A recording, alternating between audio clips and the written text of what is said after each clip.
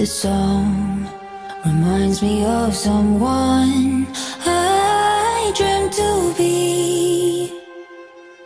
A rush of hope and knowed I'm not the only one lost in between the truth and delusion.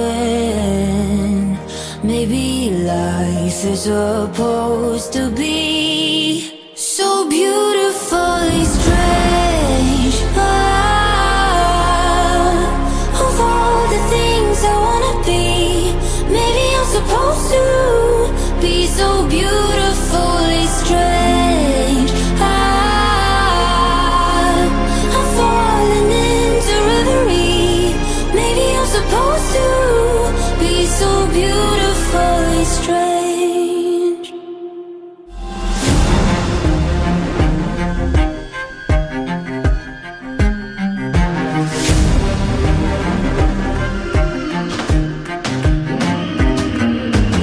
Finally, I feel so free. I'm right where I wanna be. Every flow is so unique. I let them stay with me. Be so beautifully strange. I'm falling into reverie. Maybe I'm supposed to be so beautifully strange. My love was as cruel as the cities I lived in. Lahat ng babae ay dumarating sa panahon na nag-18. Ito yung panahon na ipinakikilala ka.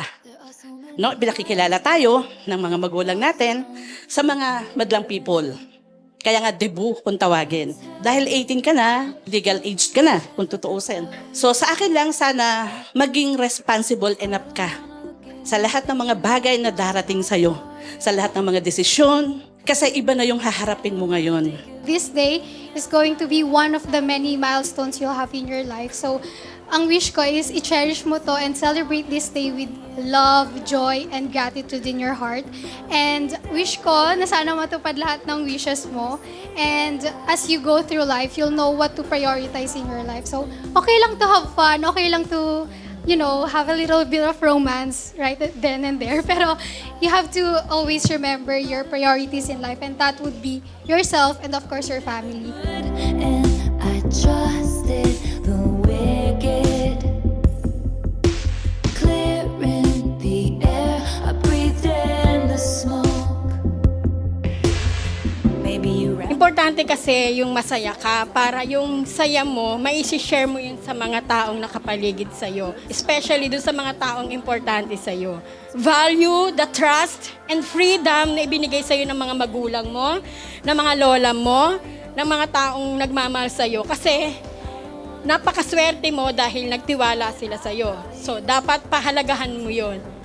Lagi mong tatandaan na andito lang ako, kami para sa'yo, susuportahan ka namin. Sa hindi po nakakaalam, si Jaril po dapat yung sa SK. Dahil po sa mga certain circumstances, ay hindi pa po muna pinayagan. So, ako po muna yung pumalit. Kaya kung ako yung papalarin, promise ko sa'yo na gagalingan ko para in God's perfect timing, ikaw naman. Kasi alam ko na gaya ni Ninong Francis, ni Lolo Boy, nasa puso mo yung paglilingkod para sa kapwa natin. I once believed I would be,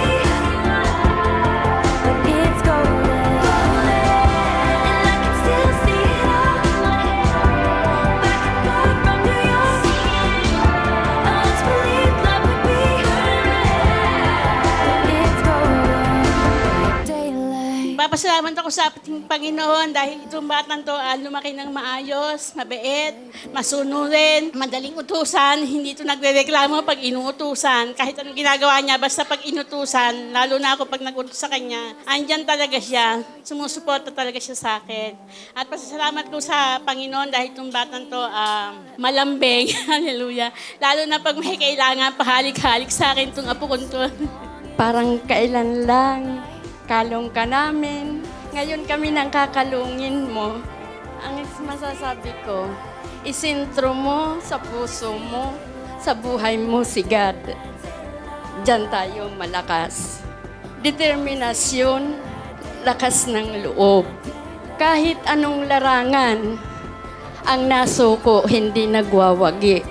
Kaya kailangan ituloy-tuloy mo ang laban mo para sa iyong tagumpay.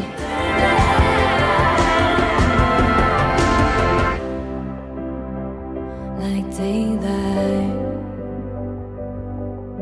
is golden, like daylight. You gotta step into the daylight and let it go. Just let it go.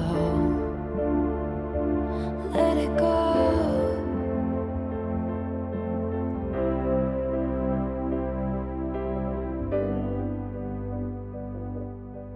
I want to be defined.